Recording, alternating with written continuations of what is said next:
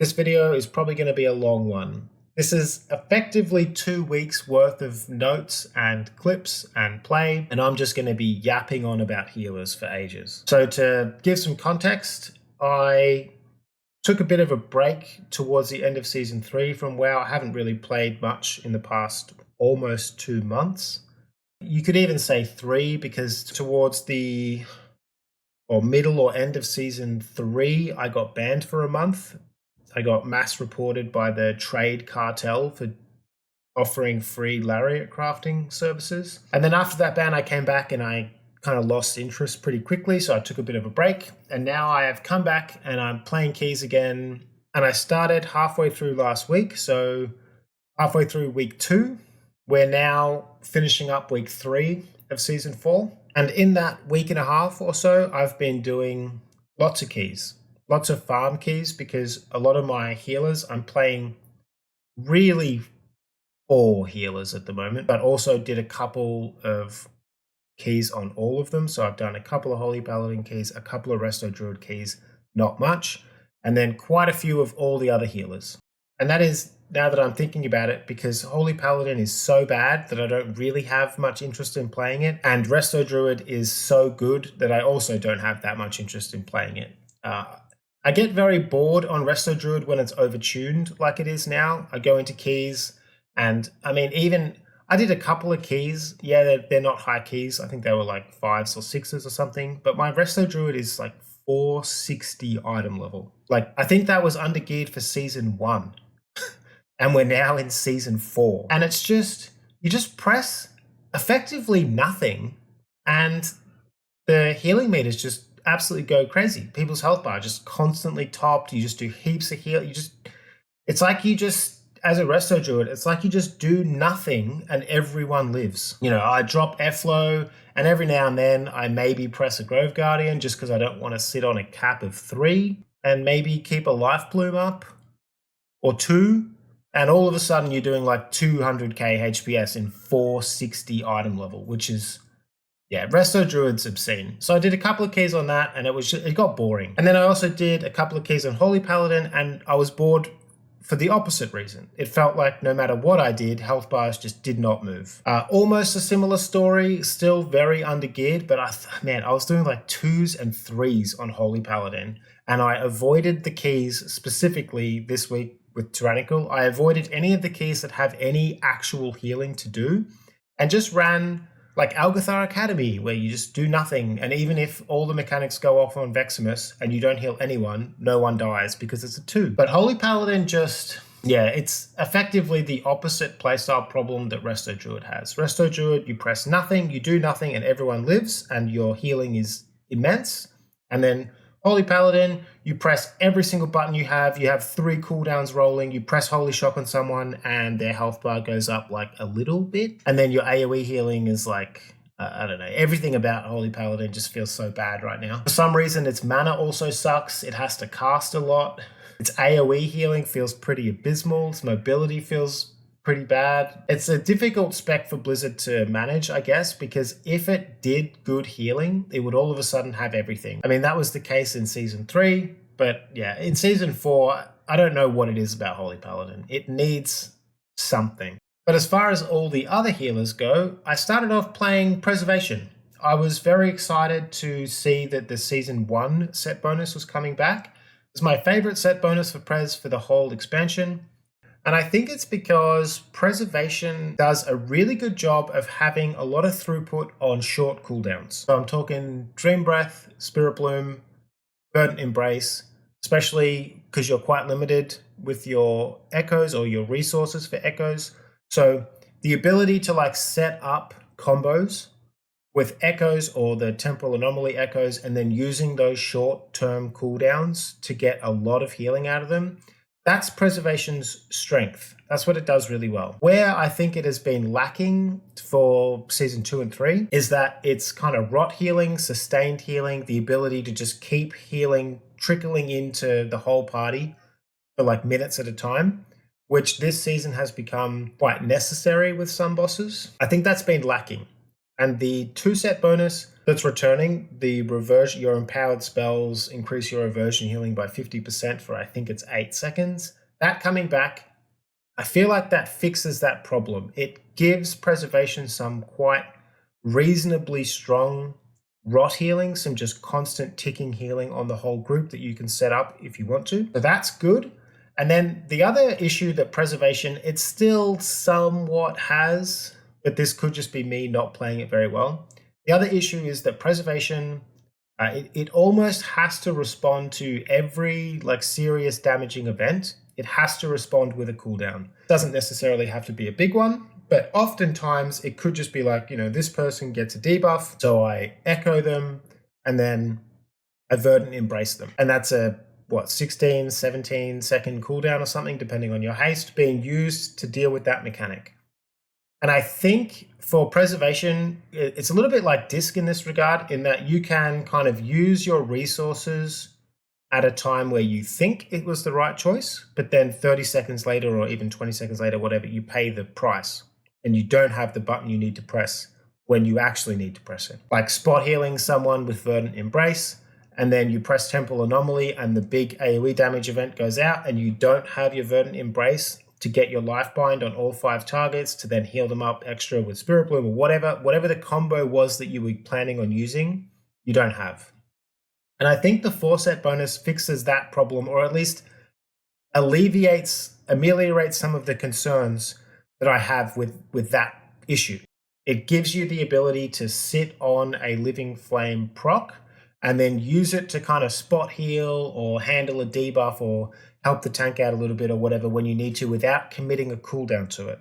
And the really nice part about it is it's reasonably reliable, especially with the 2-set incentivizing like good reversion uptime. The ability to pretty much always have those Living Flame procs ready to go, and because they're instant, if you have to move for a mechanic or whatever it is, you can still get that healing out, which is great. So that whole 2-set, 4-set coming back was really, I was looking forward to that. So I played quite a lot of preservation. The spec itself, gameplay-wise, like button to button, feels great. Global to global. I really enjoy playing preservation, especially in a key where people almost have to be fairly clumped up. Ruby Life Pools. Ruby Life Pools preservation is like, that's comfy for me. That's most of the damage is predictable. Everyone stays fairly close. I can pretty much always hit the whole party with every Temporal Anomaly, regardless of really where I'm standing. It's a really fun key. However, you go into like Azure Vaults and oftentimes like Halls of Infusion or even Alderman, Veximus sometimes, for whatever reason, people feel the need to just run to Africa on Veximus. You go into a lot of those other dungeons with not necessarily spread mechanics, but oftentimes, because I don't really play with fixed groups or like fixed people a lot, and I do most of my keys just pugging in LFG, I always seem to run into like, I don't know what it is, but hunters and warlocks, just like, it's like they just want to always be as far away from the group as possible. And most antisocial players, for whatever reason, the whole group will be stacked around whatever in the right spot. And then some hunter will just be 80 yards away for no reason. Same with warlocks. They just hate moving, I guess. And playing with those players or playing in groups where I feel like the main challenge of preservation isn't actually playing preservation, it's just dealing with other people's poor positioning, is pretty unfun. So the preservation toolkit, playing it, especially in some keys, like I said, Ruby Life Pool's really good. It's a small area on basically every trash pack, every boss, and everyone gets most of the mechanics down pretty well, and they know to roughly stay together. So healing a dungeon like that is really fun as preservation. Healing anything else can be an absolute nightmare and makes me want to log out. After preservation, I played Discipline Priest. I am really enjoying Disc at the moment. I think it's my most enjoyable healer to play right now. It flows quite well. It's fun. I feel like the healing throughput is there. Its damage is a little bit lacking, especially compared to Holy. But I do like how Disc plays. I also really like not having any mana concerns at all. Preservation was the same, didn't have any mana issues, which is nice. I wouldn't say I'm particularly mobile as a Discipline Priest because I have had a lot of times where I'm just standing somewhere I think is safe, but it's not. because all I have is feather and I'm not super fast. And sometimes I play as if I have roll and I don't. But disciplined throughput felt good. I am slowly transitioning away from the crit haste stat priority I had in previous seasons, and I'm working more towards mastery verse, specifically because there are quite a lot of what I feel like is high healing checks in this season. Third boss in Halls of Infusion, pretty much every boss in Alderman, for example. Third boss in Azure Vaults will get spicy. It isn't really at the moment, but it will be. Same with every boss in Ruby Life Pools. I think having the extra healing from Mastery rather than Haste suits me well, because I need all the help I can get. I did manage to hit, I think I'm only 499 item level at the time of this clip. My disc now, after like 20 more keys, is 501 item level, so that's been going really well. But I managed to hit, I think it's 315k HPS without an org on the third boss in Halls of Infusion. I'm not sure if this is the clip I have, but I also hit 300k in quite a lot of 7s and 8s. This boss is really hard to heal. It depends a lot on my gear and the group's gear. Like, once I have a lot more versatility, once I have, I don't know, avoidance on like any piece of gear, that would be pretty nice.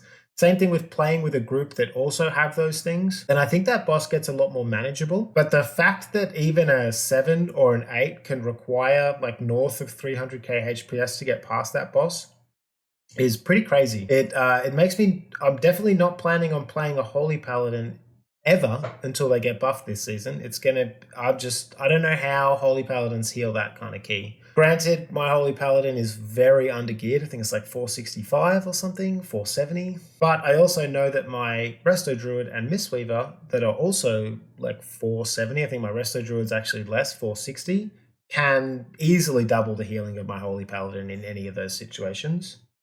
So I played Preservation, I played Disc, I got to I think it was a 10 Halls of Infusion as well, and I hit 300k and we wiped on the third boss. I couldn't quite get it over the line. Kind of ran out of cooldowns. I think I used my powered Radiance charges too quickly.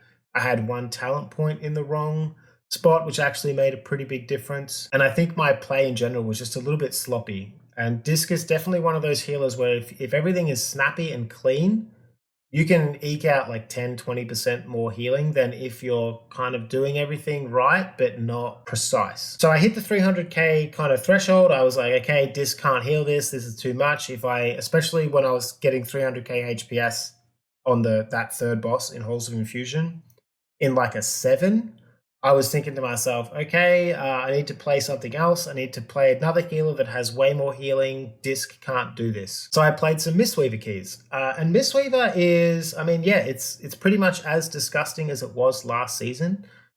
For fist weaving, at least. It feels about the same. But for the casting version, yeah, the throughput you can get on a casting Mistweaver is crazy. I've had quite a few bosses and pools where I could do like between 200, 250k HPS in 465 item level gear, which I think was undergeared for season 2 or 3. And the fact that I can already do that with just no gear at all, like I think my Mistweaver has like 13,000 intellect, whereas fully geared healers are sitting on like over 20.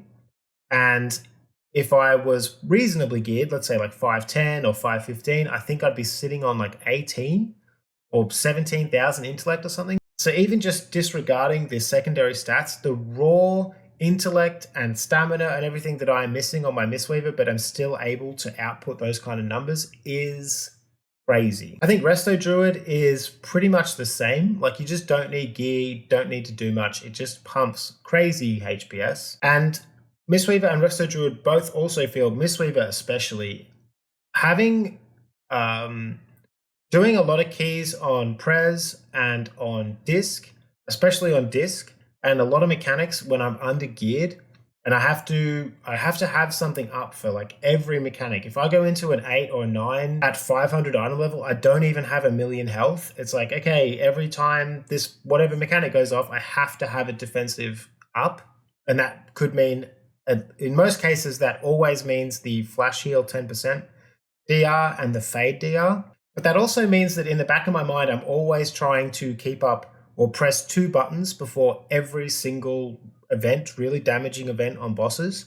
And oftentimes a third, because I also want to power word shield myself. And then maybe I'm also looking at pressing barrier or ultimate penitence for the shield. It's a lot, right? And then I play my Mistweaver and it's like, oh yeah, Yulon's Grace. Just don't have to press anything ever, even though this character has even less gear than pretty much any of my other healers. So yeah, I found casting Mistweaver to be pretty exceptional throughput-wise, although it doesn't do much else. It has the obvious monk utility, which is nice, but casting Mistweaver does 0 damage, like none. For whatever reason, Blizzard do not want Zen Pulse to be good or worth pressing or talenting into or anything.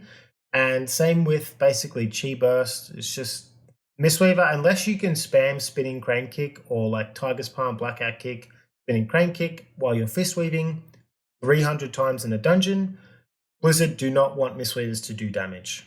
So that kind of sucks, but I was really happy with the throughput. And I was just thinking that throughput is going to be fantastic. I'm going to get gear on my Mistweaver. I'm going to push some keys up. I'm going to get into like the 12, 13, 14, 15 range or whatever. And I'm going to need huge amounts of healing to deal with like third boss, Halls of Infusion, pretty much everything in Alderman. Same thing with Ruby Life Pools. There's a lot of bosses this season where I'm thinking that the throughput is going to be fantastic, right? And then magically at 70 item level on my Mistweaver, I somehow do like, I think it was a 5 or something with a tank who was really nice. And he goes, hey man, do you want to come to this 8 Azure Vaults? And I'm frothing. I'm like, yeah, let's go. I'm in. First of all, to even get invited to an 8 at my item level, fantastic. That's a huge win. That's like a good vault, at least one option at the end of the week, right? I do the Azure Vaults. It's clean. It's super easy. I don't have any issues living any of the mechanics because Yulon's Grace is just disgusting. I don't have any mana problems at all, even though I'm pressing Enveloping Mist like 400 times in a dungeon. I don't drink. Everything's great. And then I open up the chest at the end of Azure Vaults and I pick up the tome. And I'm like running around my office where my PC is, where I game. And I'm like fist pumping. I'm so happy. This is the best trinket. I've done this key over a dozen times on my other healers and I haven't even seen it drop. I do one key on a Mistweaver and I just pick it up off the ground. So happy. And then I do a key. And I check the damage meters and I was like, damn, this trinket's not really doing much. And I checked details and it didn't proc a single time. And I thought, okay, maybe it's bugged. So I log out, I swap, take all my gear off, put it back on, all that kind of stuff, do another dungeon, nothing happens. Trinket doesn't work. And then I look at logs on Warcraft logs and I see, hey, other Mistweavers, it's working for them. Maybe Blizzard patched it or something, right? So I do a couple more keys. I'm trying every combination of talents and whatever to change. I'm trying does it work with Chi Burst? Does it work with Spinning Crane Kick, Rising Sun Kick, Tiger's Palm, Crackling Jade Lightning? I'm just pressing anything in the hopes that it works. Nothing works. And then I complain about it to my guild. Some helpful guy says that, oh, you have to take Eye of the Tiger in order to proc it because it's the only Mistweaver spell that supposedly counts as the harmful spells tooltip line on the trinket that actually procs it. So I take Eye of the Tiger, I go into Brackenhide, I think, and it actually works. And I hate everything about what's happening. I hate the fact that I'm effectively just spamming Tiger's Palm for trying to get procs on the trinket. I hate the fact that Mistweaver yet again is just one of those healers that Blizzard just I don't know, here's a trinket, it's on the loot table, and it doesn't work with 99.9% of your spells. So it works. The trinket does huge amounts of damage. It's really good. It's fantastic. I have no interest in playing it at all. It's soured my Mistweaver experience so much. I was like, you know what, man? If I could just, press any other button, or if I could just play the spec without trying to fish for trinket procs, which also does most of my damage, that would be great. But for whatever reason, Blizzard they don't want that to be the case. So Mistweaver is fun and really good and powerful, and the spec is in the best state it's ever been in still, because it's the same as it was last season, except for a small percentage nerf. but it's effectively dead to me for now. After Mistweaver, I played quite a few Holy Priest keys, and I had mixed feelings with Holy Priest. Its single target throughput feels fantastic.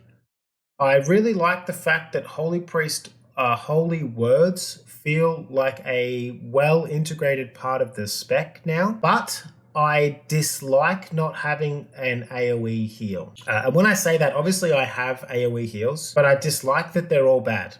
Serenity requires your group to be stacked, which is almost never the case, and Circle of Healing and Prayer of Healing suck. I really dislike that is the case. I find Holy Priest, it's very whack-a-mole. It feels like a casting Mistweaver, but worse. Because a casting Mistweaver, oftentimes you're really just channeling Soothing and then pressing like Enveloping or Vivify or whatever target you want, and your Soothing follows you around once you have the talent. So you get all the benefits of Clouded Focus and all that kind of stuff. But it's in a similar way, it is whack-a-mole. You have to effectively like heal one target, global after global, and then you splash healing onto all the other targets. And Holy Priest feels kind of the same, except it doesn't have the same splash. It isn't as good in that regard. So when a big damaging event goes out that hits the whole party, or you get to a boss where the whole party is dying like all the time, like Halls of Infusion third boss, or during the storm on the Tempest in Noku Defensive, that's where Holy Priest feels really bad. I think the damage part, that the kind of damage rotation side of Holy Priest feels really fun right now, and obviously it is extremely strong. Holy Priest does crazy damage. I had quite a few pulls in Noku Defensive with the trash and stuff where if I didn't have to heal much and I focused on doing damage, I was doing like north of 200k on each pack, which is pretty unreal for a healer. So the damage side of Holy feels good, both from a gameplay perspective as well as a numerical kind of balance perspective. It's popping off. But playing Holy is playing a healer that handles every single damage event, every damaging pattern, every boss the same way. You really just spam heal and flash heal and use Prayer Mending on cooldown. And that's where Holy Priest, it can be fun for a key or two, but I can't play it for very long because it's just so boring. You just press the same buttons over and over and over again, and you get to a rot damage boss, and you play it in the exact same way as you play like a one person gets a debuff boss, or the whole group gets hit for 200% of their life over 5 seconds every minute or something boss. And you play Holy Priest the same on every single boss. I find it so tiring, boring. If Holy Priest had AoE healing, if it had the ability to handle different damaging patterns with different spells, I would put it up there with like one of the most fun healers probably. I really like Prayer of Mending. I like hearing it bounce around. I like seeing it bounce around. I like Holy Words. I like planning around them, spamming my other spells to reset them. I like everything else about it. The damage rotation on Holy is also fantastic. But yeah, its biggest weakness is just that it is flash heal and heal, which are also effectively the same button, the same thing, with slightly different numbers and a different name. It's basically just you pick one target and you constantly spam that one target heal on different targets all the time. That's the whole spec. Yeah, so until that changes, I probably won't be playing a lot of Holy. Resto Shaman was the next healer I played quite a bit of the last week and a half, and honestly, it feels pretty good. Healing wise, like throughput wise, pure numbers, it's fantastic. It pumps, especially with the reversion to the old set bonus it had. I think also in season 1 that got buffed. So dropping a healing stream totem or a cloud burst totem gives you 15% crit now, and your critical strikes are more effective. I think 220% instead of 200. And it's almost a similar story. I think Resto Shaman, it has such a varied toolkit, but so many of the buttons just aren't worth pressing, or you press for the kind of like the wrong reasons. Makes Resto Shaman, it can be quite good. I'll still be playing it a bit, but it also can be pretty boring. I found the raw throughput that Resto Shaman can do really good. Its mana also pretty excellent. I didn't have any mana issues at all, even spamming a lot of Chain Heal. Although that being said, even though my Resto Shaman is quite under-geared, I am sitting, I think, at 490, but I am sitting at 40% crit. So that helps with Healing Stream down, it's like 55. So that helps with my mana with Resurgence, I think it is, quite a lot. But I found myself effectively playing Resto Shaman always the same way. And that, I don't know if this is just like a me thing or if the spec has become a little bit one-dimensional based around just Riptide Chain Heal. Because at the moment, the way I play it, in a lot of keys, I run into a pack and I drop a Healing Streams totem straight away because that gets some healing onto the tank while I'm doing everything else, which is generally getting a Flame Shock out, probably pressing Lava Burst, dropping Healing Rain I'm just pressing buttons to do damage effectively. So I have Healing Stream down, I'm doing some damage, and then I respond to incidental damage or debuff damage or whatever. If one person or two people's health bar move, I press Riptide. That's it. And if no one's health bar's moved, I just Riptide the tank. And then as soon as any kind of actual damaging event goes out, I just press Chain Heal. I am playing the talent that removes a Riptide to buff Chain Heal by 30%, and it is really strong, like really strong. Chain Heal, it moves health bars like nothing else in the game right now. Maybe if you played Preservation and you have all your echoes out and you get like a stage 4 Dream Breath, or you do a full Spirit Bloom heal or something and you see everyone's health go from 20-30% to full. That's what a single Chain Heal feels like on a Shaman. And they can just press it all the time, just over and over and over again. And I think that might be the problem, is because Resto Shaman doesn't really, like, at least I'm not having any mana issues, I don't see a reason not to play Chain Heal, to not respond to pretty much everything with just Riptide Chain Heal. There are a very few occasions where I'll press Healing Surge, but the fact that I'm also playing Flash Flood, that when I consume a Riptide stack, my next cast is, I think, 20% faster or 10% faster. It's hasted. So I get into this position where everything kind of works well if I just press Riptide Chain Heal, because the Chain Heal consumes the Riptide. It also consumes the Riptide buff. It basically instantly tops everyone's health bar. And then it also buffs the next Chain Heal, so I can do it faster again the next time. And then with the Chain Heal buffs that you also get, the reduced cast time and stuff, you get into this situation where not only does Chain Heal heal the most out of any of your spells, it also casts the fastest, and it doesn't create any other concerns like mana-related ones. So I fall into this position where I'm really I just press Healing Stream Totem at like the start of a pack or whenever it's up, and then I Riptide to try and use my Riptide charges, and then just, if anything else happens, I press Chain Heal, and all the rest of the time I'm doing damage. So it is strong, it is powerful, it does feel pretty fun to play, but it also feels quite shallow. I would actually put Holy Priest and Resto Shaman on the same kind of gameplay level. They're both pretty good, they're also both kind of shallow. They're both pretty simple. Unfortunately, Holy Priest has huge mana problems. Even if you do really nothing on Holy Priest, you can still go. You're probably still going to have to drink. Even on a really clean run, let's say you go into a dungeon, you don't have to worry about healing the tank at all. No one takes any avoidable damage. All you're doing is healing mechanics and doing damage. And it feels like a really clean run. You're probably still drinking as a Holy Priest. That feels terrible to me. Most other people probably don't have anywhere near the kind of issue I have with it. I hate drinking. I feel like drinking is what ammo used to be for hunters. Like, healers have to carry around water, and then, for whatever reason, everyone has to wait for you to sit down and drink before this boss or whatever. Even though that has no real effect on gameplay. Like, the limiting factor that mana should impose on your gameplay should be during a boss fight, not moving from pack to pack or whatever in a dungeon. Anyway, I think they're both good. Holy Priest damage is significantly better, obviously. Resto Shaman cooldowns also are like really quite good, but somewhat limited.